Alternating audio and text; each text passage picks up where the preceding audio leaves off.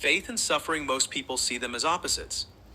But what if the deepest spiritual truths can only be found in life's hardest moments? I just came across this fascinating courtroom drama that completely challenges how we think about pain and purpose. That's such an intriguing premise. How does the story approach such a sensitive topic?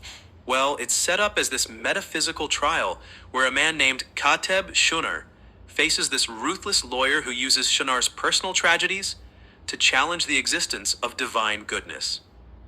The most powerful moment comes when they discuss his 9-day-old son who died from a heart condition. Instead of breaking down, Shunnar transforms it into this incredible testimony about finding meaning in suffering. That reminds me of Viktor Frankl's work on finding meaning through suffering. The way Schunner reframes his loss must be particularly powerful. Exactly. And you know what's fascinating? When the lawyer tries to use the son's death as this gotcha moment, Shunner responds by comparing it to Jesus on the cross. It's like he's tapping into this ancient tradition of finding purpose in pain that goes back thousands of years. The courtroom setting seems like such a perfect metaphor for how we all wrestle with these big questions. What other moments stood out to you? Well, there's this brilliant exchange where the lawyer, Mr. Cross, and yes, that name is definitely intentional, brings up all these unanswered prayers and disappointments. And Shunner says something that just floored me. I asked for doors. God gave me wings. It's this complete reframing of how we view life's setbacks.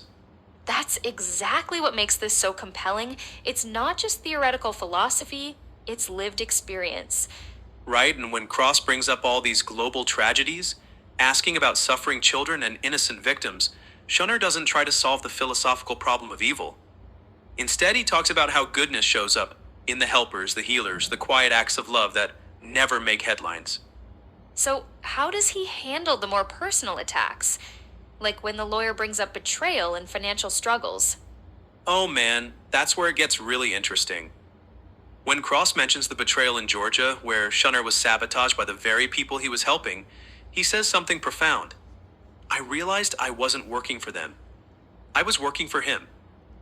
It's this complete shift in perspective about purpose and motivation. Well, that's quite a perspective shift from victim to participant in something larger. And you know what really drives it home? The final question when Cross asks if he'd go back and remove all the pain if he could. Shunner says no, because, and this is key, it was the pain that revealed the depth of his goodness. Without it, I would have only known theory. Now I know truth. That's such a countercultural message in our comfort-obsessed world. Absolutely right, and here's what makes it so universal. Whether you share Shunner's specific beliefs or not, we've all been in that metaphorical courtroom, trying to make sense of life's hardest moments. The piece never actually reveals the jury's verdict because, in a way, we're all still deliberating.